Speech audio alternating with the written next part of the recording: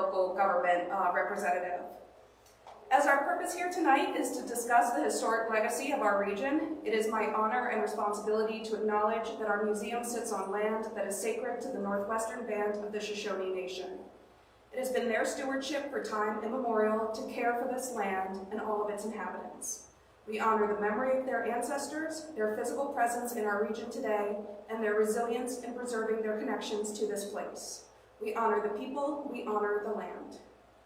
I'd like to thank our host tonight, the Brigham City Historic Preservation Commission, and particularly Larry Douglas for making this project happen. The information you'll see tonight was funded as part of the Certified Local Government Program through the State Historic Preservation Office, and I'd like to thank our liaison, Alina Franco, for all of her help. Brigham City provided funds for this project through the Department of Community and Economic Development, with a very special thanks to Paul Larson, and private matching funds were donated by Steve Hansen. We look forward to the next phase of opportunities for Brigham City's historic district that this survey will make possible. So now I'd like to introduce tonight's guest of honor, Angie Abram of Storiagraph LLC. Angie holds a master's degree in architecture from University of Utah and is based out of Mill Creek. She is the owner of Storiagraph, a historic preservation consultancy business, and has over 9 years of professional experience in the fields of architectural history and historic preservation. She has completed numerous National Register surveys and nominations for properties and districts throughout Utah, including one in 2019 for tree mountain. We are grateful to her for all of the hard work she put into this survey of Brigham City.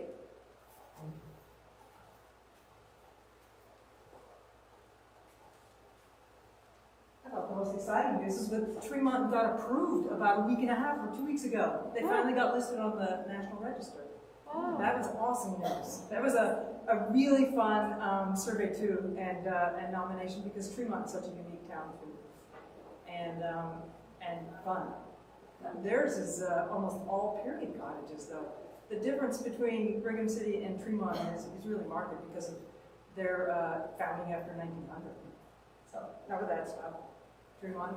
I'd like to thank Brigham City and Larry and Mr. Hansen, I lost the first name. Steve Hansen for funding this, and appreciate the opportunity to do this survey. I'm just going to walk you through some of the findings. If you have any questions, please let me know.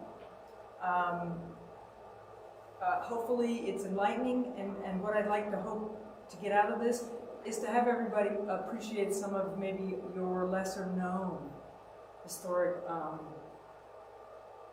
buildings. Everyone is really good with the 1850s to 1900, but you guys have some awesome bungalows. You guys have some very nice World War II cottages and ranches, and those are contributing. If you guys get a historic district, they're contributing, and they're a big part of why. So without further ado, I'm just going to run through this presentation. It's going to talk about the National Register and things like that, and I'm doing that because I think that that's where you guys are wanting to go. If I'm going too slow or too fast, give me the, or fall asleep or anything. Okay, here's what we're going to cover.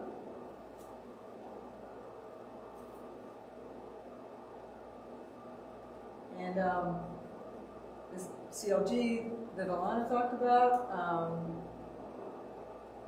everything else, and this presentation summarizes really the reasons for conducting the survey and the framework of the National Register and the results of the survey and future survey steps. Okay, what you can do with the results. So the National Register of Historic Places, of course, is a list of properties deemed historically significant by the National Park Service. Its buildings, its sites, battlefields, cemeteries, bridges, structures. What's that? Speak up? Speak up, yes. Oh, okay. Sorry, I will speak up. I was in the military, so I can do that. We can project if we need to project. Okay. So we can list individual properties. You can list multiple properties, districts. You can even do thematic ones, which is one of the things that I think might be possible in Brigham City. Your churches could easily be a thematic nomination. all of them kind of centered around World War II and the really diverse population that came to Brigham City during that time. Those are awesome examples of individual congregational architecture from each of the traditions. It's awesome. So the implications of being listed on the National Register. So it recognizes that the property has played a role in history, in local, state, or even national history. It's an honor. And it contributes hopefully to pride and recognition of some of these places. So, and for me, it encourages learning about and maybe preserving those buildings. And of course, there are tax credits for both residential and for commercial properties. The commercial properties are typically federal, and the residential ones, it's a state program of tax credits. And the last one, I'll turn around and read very carefully, loudly.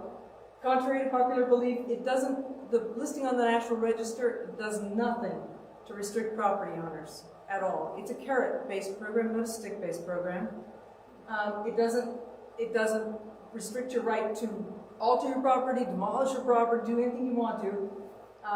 Only local ordinances affect any property. So if there are no local ordinances, there's nothing. The hope is that people see the benefits and keep them. And so, sometimes people will resist trying to be listed on the National Register because they're afraid that somebody will come in and say, oh, no, you can't do that. It doesn't work like that. So, how do you get to the National Register of Historic Places? You identify and document the properties in a defined area, and the survey did a large area of Brigham City. There's still more to go because it's such a large historic district. So you evaluate the properties to see if they're eligible or contributing. So, and that is essentially in this kind of survey, looking at the exterior of the building. So, a lot of other look at the historical owners and things like that. The reconnaissance level survey that I did really looks at the outside of buildings. And then check the density to see if there's enough buildings in a contiguous area to be listed on the National Register. And then eventually prepare a nomination form. And you need to make sure and identify what makes Brigham City significant. Not every city is significant and not every neighborhood is significant. So there has to be something special about a place to be able to justify it.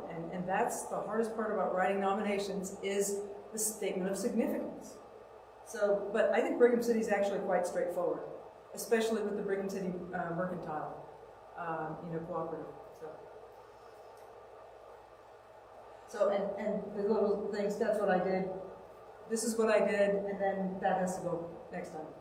So, and then as we continue on the nomination process, the Utah State Historic Preservation Office reviews all these nominations. The State Board of History, which met today, reviews them and makes comments, and if they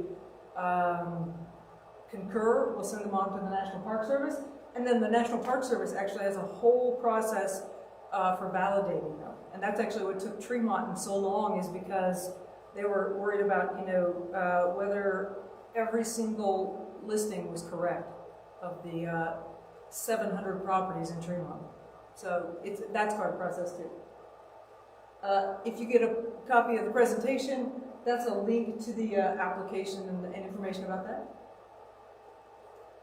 So how we rate the houses. And basically, all these categories are linked to whether the property would be individually or collectively eligible for the National Register of Historic Places.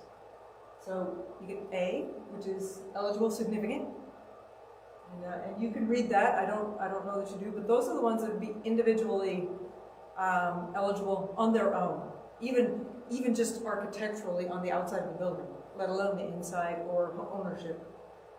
B is eligible. That was a good example, not a great example, and it could be contributing as a part of a district. C is altered, so that means it might have had integrity, and but it doesn't now. And this is the test where if the original owner showed up and walked up to the door, would they even recognize the place? And if they don't, that's where it ends up in C. And it, of course, is constructed after 1977 for this one. 1977. So you think about how many buildings that allows in, you know, split entries, split levels, all sorts of buildings that you don't even think of, you know, after a certain age, you know, that might be historic, because I'm not, so therefore the building shouldn't be. But I think old cars are like that too. Don't they allow 30-year-old cars to have that little old, yeah. I'm like, oh, I wasn't even a kid. So, any questions so far? No, you did make me feel old. Thank you. Well, you've got to do something well, even if it's bad. So,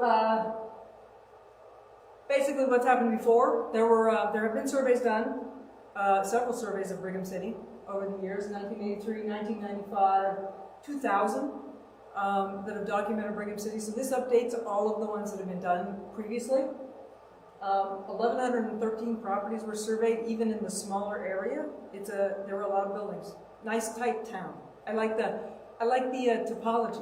The fact that they did 5-acre blocks and the infill. You know, you guys have the most fabulous infill, which usually you're like, ooh, yeah, awesome. World War II, you know, 30s, 20s, bungalow infill, awesome. Which is nice, because I think it creates a nice feeling for the streets. And that's a part of the nomination, is describing the streetscapes and how it feels. And I like that. So, I don't think the map's going to be all that useful, but it went basically from 300 east to 500 south, 600 south right here, and 300 west to 300 east. And it doesn't go down the street, it goes behind the streets, so that the people on 3rd East on the west side of the street aren't good, and the east side are not included. So the boundaries go around the back. All right. So all of these surveys are done with a contextual period. Contextual periods just kind of describe what was happening in the place, and architecturally for groups of resources. So Larry wrote those before, as well as the 83. You know, so there have been different resource periods.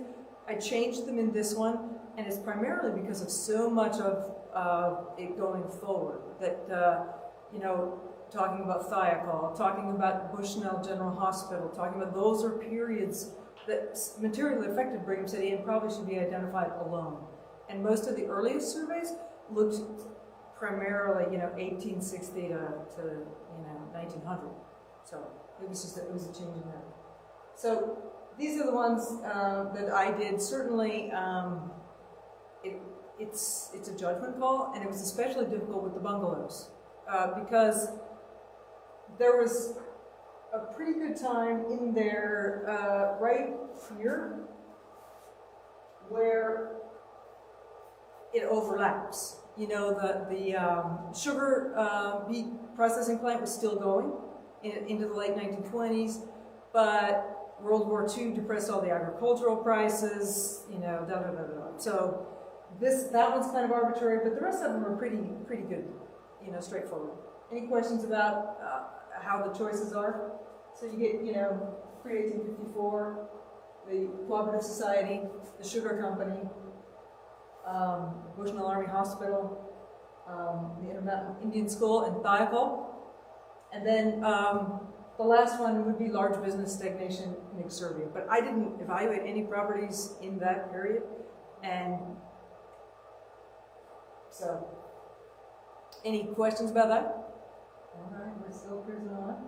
So the very first one, reinforcement, Brigham City Cooperative Society, and the founding, 1855 to 1896. I would say that the one thing about this is that you have to have a building that's built in the contextual period.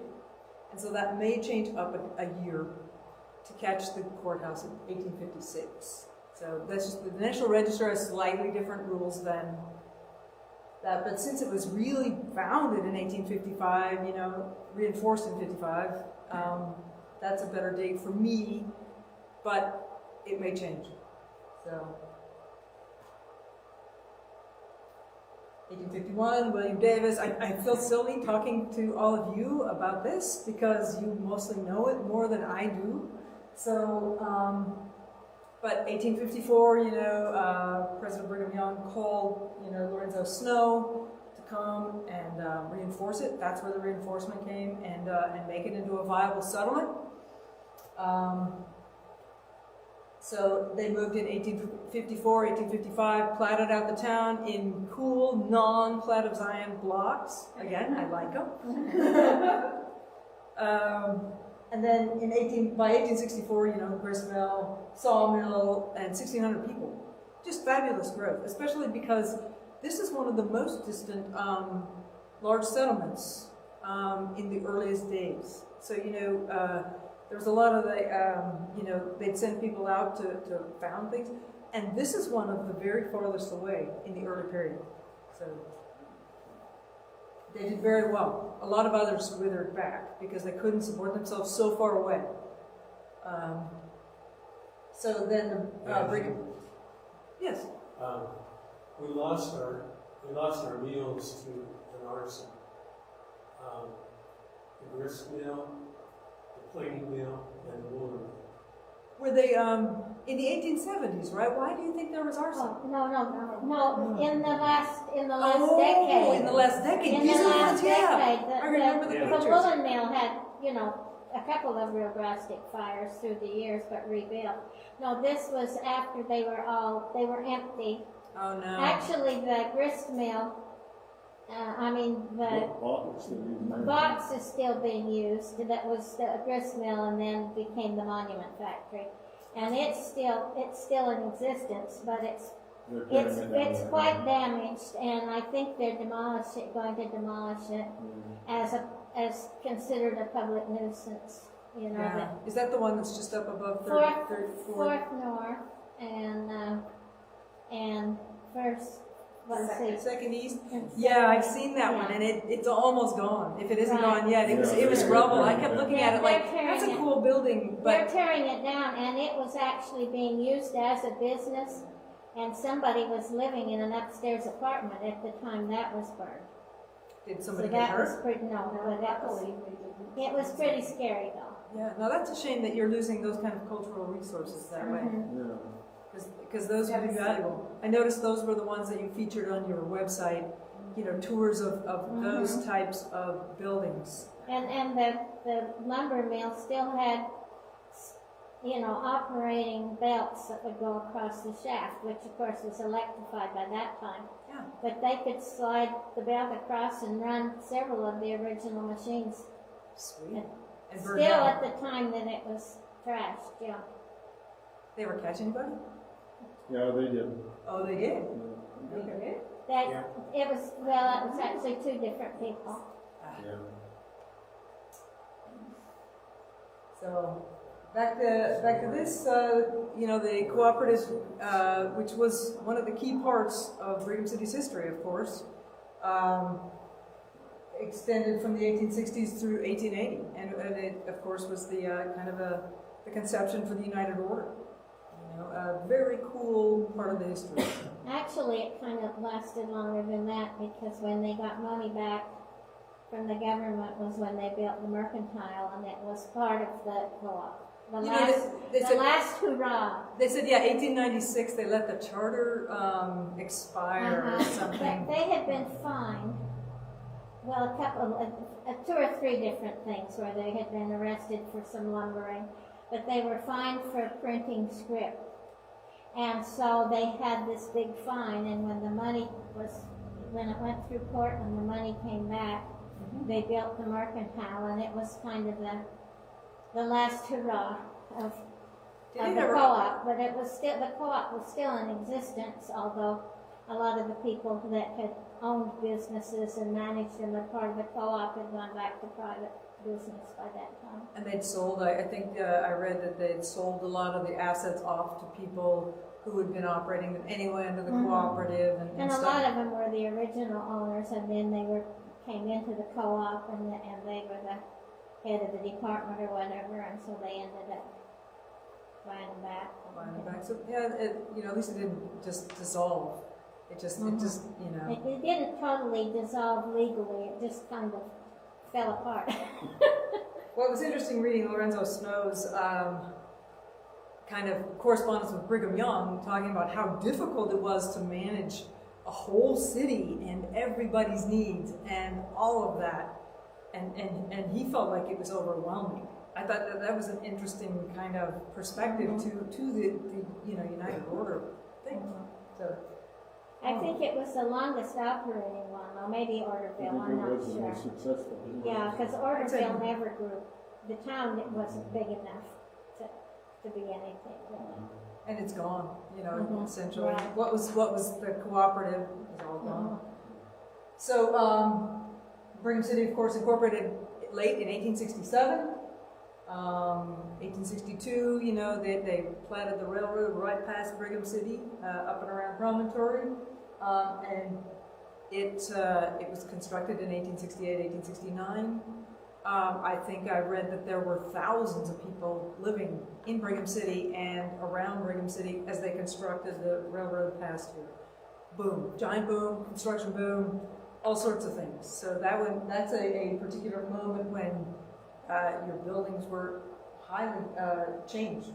So 1871, of course, then Brigham Young wanted his own railroad to go to Montana because of the markets in the mines. Well, and he wanted to get rid of Corinne. Of course. I know. He hated Corinne. He didn't like Tremont much. So he was going to choke him out. Tremont wasn't there yet. No. And then so the guys who were in Corinne, a lot of some of the financiers moved to Tremont. So doubling population between 1870 and 1900 again. So great foundation for the town. So this is some of the architecture from that period. And I have the addresses if anybody needs that. But you're talking about the pre-picturesque stuff, a lot of the classical buildings, a little bit less ornate than the later ones, but those are some really great houses.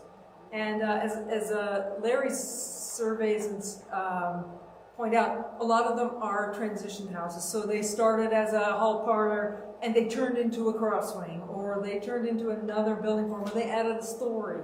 And so those buildings are actually each of them has a cool sub-history that for me is a kind of a history of art. I loved trying to look at those, but I didn't in this survey have time to actually do that. I think that it might be a very interesting study later. A few more of those. Some of them you start to get into the picturesque ones, and a lot of that has to do with the fact that the railroad came through here so early. And as soon as the railroad came through, a lot of those picture book houses became available. A lot of the woodwork, a lot of the windows, all that stuff, you could purchase it and build the cooler houses. So not too many commercial buildings from that period. And that is, in fact, one of the reasons why I chose the end date, was because almost all the commercials that's still extant is after that date. So the first ward building, of course, the courthouse and the tabernacle. So let's go that way. So the sugar company, that's a picture of the old processing plant at some point from the museum here. Oh, 1916. Almost as it was being constructed. So the Garland sugar beet factory was the very first one, and it really sorted out the water problems in this valley, in Bear River Valley, and they later extended it down to Brigham City. So it was a boon to the farmers and dependable water, instead of the creek that would run dry or lower in the summer. Very dependable. Long-term stable market in this area, which was really great and unusual. So The second plant, built here in 1916, lasted until 1929, although it did actually run in 33 and 37, just 2 years during the Depression. So, Garland, though, operated until 1966, and although it wasn't here, a lot of the farmers and residents benefited because they could still sell their sugar beets. But I think that, and I'm not perfect with this one, but it's odd that Tremont didn't have as big a problem with curly top as it appeared that Brigham City had. So that was. I was like, why would they're right there? How could they have a problem? You have a problem and they not. But curly top was a problem throughout the state of Utah. And my dad worked at that sugar beet factory. That's so when he was in college when I was a kid. So. 1898, Lorenzo Stowe leaves to become the president of the church, and he died in 1901. Okay, the loose end cut off in 1904. That was the end of the railroad traffic through near Brigham City, and although Brigham City still had the northern one. Rail traffic went from twice a day to a couple of times a week, and they really had to work to even keep that. So that changed the economics significantly after 1900. But it still prospered. It had its own streetcar system. It was a great town. So commercial enterprises, entertainment venues, it was far enough away that it had its own life. And so the Academy of Dance, which I thought was cool that it's still there, and it's still a pretty reasonable building. 17 commercial buildings, 2 hotels, the Alberta Theater, expanded, again, it doubled from 1900 to 1920, so it's another great period. And the bungalows in that period are some of the very best outside of the metropolitan areas of Salt Lake and Ogden that I've ever seen. They're awesome. Those aren't bungalows. Those are no. This is the transition. This is the first slide. The bungalows are on the second slide. But because we get 1896, so you're going to get the Victorian picturesque stuff, the transitional stuff that happens towards the end of as we begin to move into the neoclassical kind of scaled back houses, and of course the concrete work. So. Then you get the bungalows. We're here. So and got the library, which is very cool too, and the church up on what's that? Second East. Mm-hmm. Yeah. And you start to get prairie school influences. Of course, they're part of the bungalow culture and arts and crafts and craftsmen. A lot of commercial buildings. I'm actually, it's sad to think of Brigham City's downtown as kind of neglected sometimes, but it has a pretty good amount of buildings that are contributing still. So, and it has a lot of old buildings. That's still pretty good. So, agricultural decline, of course, after World War I, agricultural prices crashed. And that didn't come out of end until almost the Great Depression. And so there's a period from about 1919 to about 1941 where agriculture struggled mightily. Brigham City and Bear River Valley didn't do too bad because of the sugar beet factory, but it also led to the introduction of specialty crops, and after 1900, the peach orchards. After, I didn't realize this, the state had a burning, spraying core that went out and destroyed all of the old orchards that all had diseases. So until they kind of did that whole thing and reformed it, it was not a viable crop. So although I understood that someone brought the peaches to Brigham City in 1855, mm-hmm. Yeah, they after the turn of the century and the better care of the trees, they led to actual commercial production, and the train was still there, and automobiles were still there, so you could sell your crops. So Brigham City's population was essentially flat between 1920 and 1940. Original General Hospital came in 1942, completed. The city donated 225 acres. And it actually was a branch of the Ogden Air Depot, which eventually led to Hill Air Force Base. So when the Indian school closed, the federal government offered to sell the property to the city, and we all said, guess what? We donated it. yeah. And so they didn't have to buy it. Did they give it back? Oh, good. Because it was donated. Yeah. It was purchased from various landowners and given, you know, because Twin Falls and a few other places wanted the hospital. Yeah. And so with offering them all that land, plus a lot of infrastructure, it came here. But then somehow the government forgot it after the Indian school closed in '84, and so they offered to sell it to Brigham City at a really good price. The only thing was Brigham City bought it and got the property. That's good. So 1,500 bed hospital, some prisoners of war, lots of soldiers, all the way through, that's it, all the way through Idaho, Arizona, Nevada, all came to here. So third bone between 42 and 46, a pretty short one, but your architecture got materially affected, and it's good. They had a lot of fun with the World War II cottages. So first you're going to get the period cottages, 30s, 20s, 30s, some of the, name escaping me, Cape Cods, English Tudor cottages. You got a lot of great ones because the farming was consistent. Flipped gable cottages, and then of course some late bungalows, and then you get into the World War II cottage, which is a great thing. Plus you've got some commercial buildings from that period, and your sign, which is obviously historic. So. The sign was 28, though.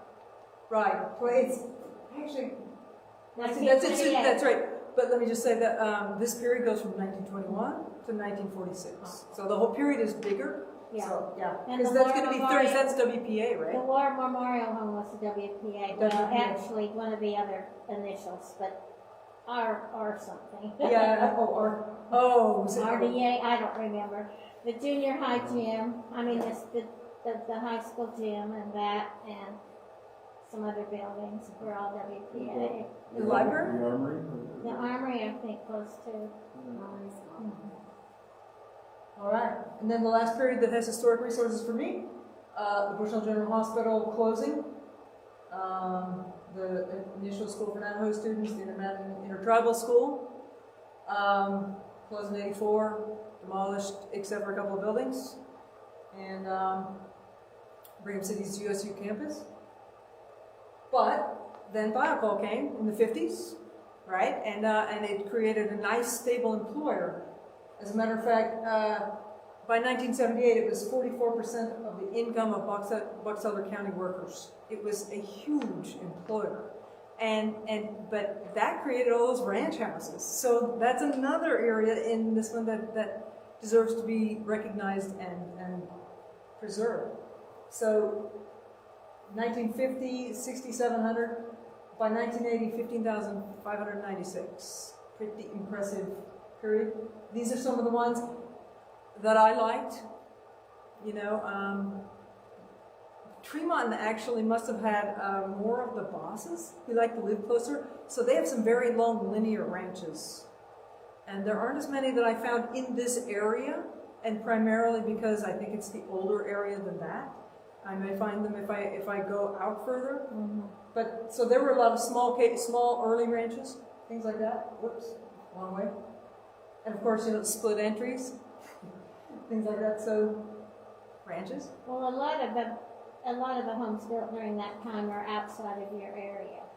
Yeah. Because you had a lot of subdivisions, etc., and big homes built along the mountain and things, but they're not in your this survey. in your district. Yeah. Right. Bicol's biggest boss, Higginson, was in one of those newer houses when you first moved. Yeah, yeah. Mm-hmm. And then some of the fun commercial architecture that I thought was significant. You'll kind of laugh, but I really, the 60s drive-in stuff is super classical, so, and fun.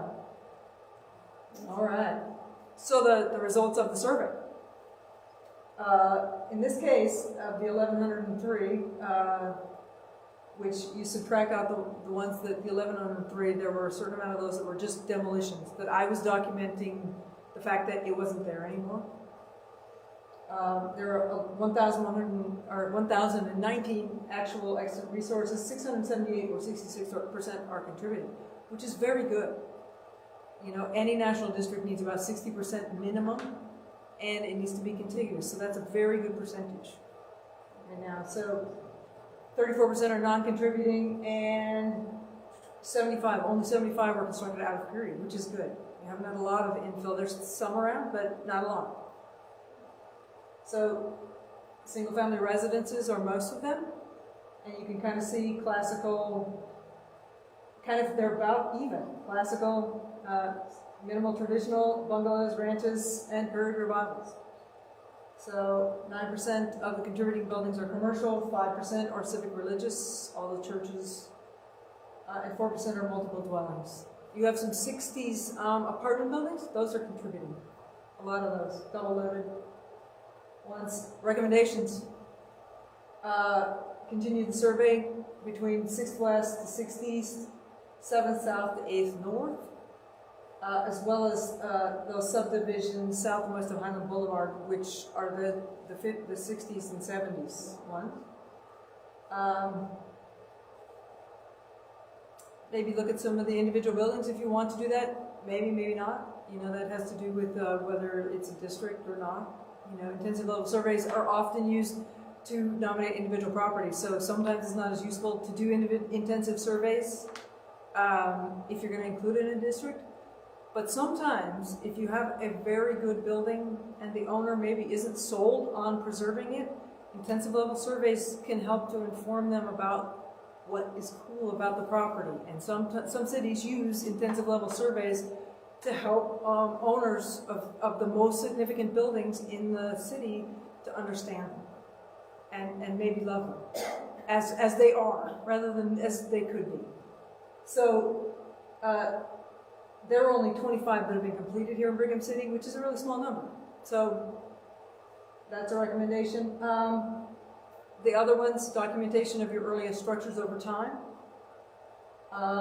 Study of your immigrant vernacular architecture would be a fun study. I noticed some German buildings, some Scandinavian buildings, I think a French building. And there are a lot of different vernacular architecture, which isn't common. And it's unique. So I like that. And then a study of your bungalows. Did you have a lot of them shipped? Did you have somebody building them here from plans? You know, what was the bungalow thing? Because bungalows, as a whole, you could buy a kit, of course, from Sears and Roebuck, and they would send you your house, right? Put part A on part B, nail them together, and you could build a house. And I'm pretty certain with the railroad here that there's a large percentage of houses, and I don't know which ones they are those kind of kit homes, which, you know, they were kind of looked down upon at the time, but they were great houses, and they're still up 100 years later. And they were super high quality, and it's funny to watch architects try to redo that now with factory-made houses. Is the number of mansard roof houses here, is that typical of other towns, or is it more here? There's more here. Okay. I was sad about how the condition of them. I had done an article about the various ones and who owned them and stuff, but I wasn't sure if, you know, that was common in Layton or Bountiful or, you know, some other place, or whether somebody here got the idea. Valentine's built the first one, but somebody got the idea, hey, I like that, and started. I don't know, and I think it might have been just the exact time frame of the 1890s and something. And the railroad here because there are more mansard roofs. The only thing that was a tragedy is that not a lot of them were significant because of the alterations to them. A lot of them were contributing, but I was arguing with the state about, a couple of them, because I think they're significant because they are there, but they have additions. But they've added a big chunk that you can see. It's difficult with the fact that they're on corners, and that's a little unfair. Corner lots were considered a big deal, and the important people had corner lots. But the problem is, you can see additions that are built on the back, and that costs a couple of them. That exact problem is that it's visible. Mm-hmm.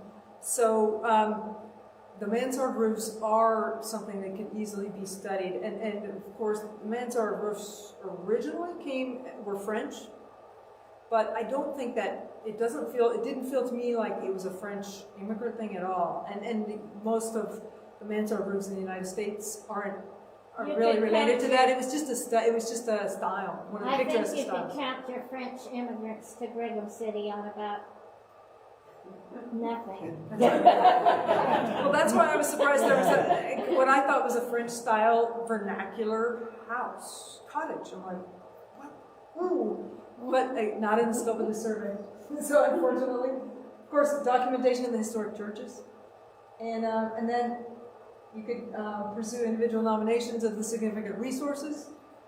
You could look at the historic district, which I hope you do, and or update your multiple property submission from 2000. And one of the things that I would recommend if you do that is maybe, and this is a question about whose is what's it, because a lot of the resources outside of Brigham City's, what would be this historic district, are historic, and the multiple property submission could be expanded to include the areas in Brigham City outside of, the downtown district, and help them to do nominations in the future. So, any questions? Did anyone asleep? Oh, yeah. Do I understand correctly that the ranch style replaced the cottage and the bungalow?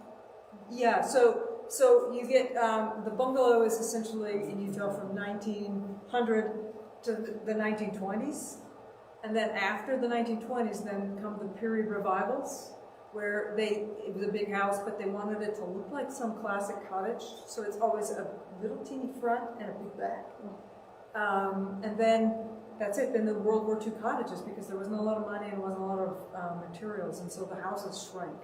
But there was a huge need for housing because nobody had built any houses for 20 years, right? And so the World War II cottages, yes, they last from even the late 30s, 39, up until 55, 56. And then in 55, about 1950, ranches started to come in, which is, that's it, the roofs go back down, because the cottages, generally speaking, have not high-pitched roofs, but kind of medium-pitched roofs.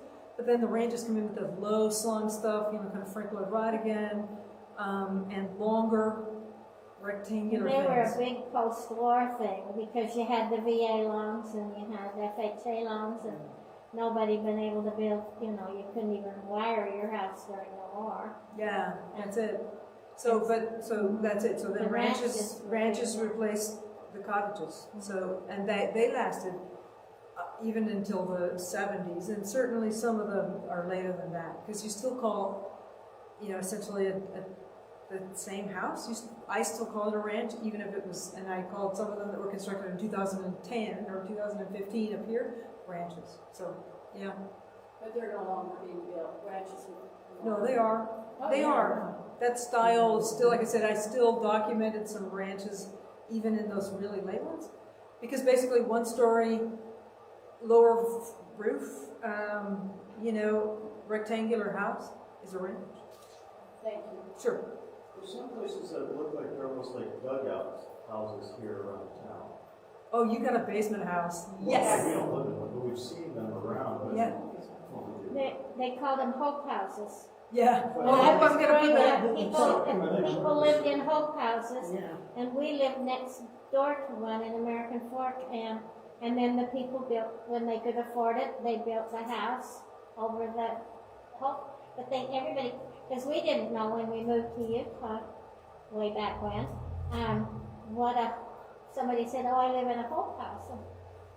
And they were those basement houses, and they were the foundation for what they were going to build up. There's still a few in Brigham. There are two of them. I documented one just west of here. One on Fifth And West. there's one up north of the survey boundaries, yes, and yeah, they're eligible significant. One on mostly. Fifth West and one on Sixth North. Yeah, and 6th North and 2nd East, yeah. But I only saw two. On the west. Second West. West. Second West and Sixth North, isn't That's it? right. Yeah. That guy did want me to take a picture of his house too. So, but yeah, no, they're good. They're really cool houses, and they are part of this survey. They were typically built in the war years, so you could almost have no resources at all except concrete. We had one on a home show a few years ago, and it had been built as a Hope house, and now it looks like a modern split level. But the lady didn't want to feel like she lived in a basement, so the one end, was pretty high, so it had a good window. There's also a 70s one that's built into the slope up about 4th East, or no, 3rd East, just above 3rd East. That one is almost is similar to that, but it's got a mansard roof and opens up towards the east, kind of, in the driveways in the front and the garage, and then the house. Where is it? It is, I think it's about 3rd East and about 3rd North. And it's white with the blue top. what's that? It's like white with a blue top on it. That's it. Yeah, I like that one too. That one's almost, it's a super low slung house in a bank, not the same thing as a basement house, but that was an unusual house. All right. Thank you for your time. All right. Turn it back over to you now.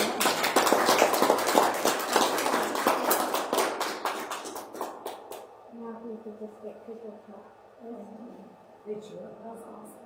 So many places have been built on. And You have a hard problem here at the for instance, like the museum. Busenbark House. And I gave It has that whole addition at the back. Would those houses be eligible for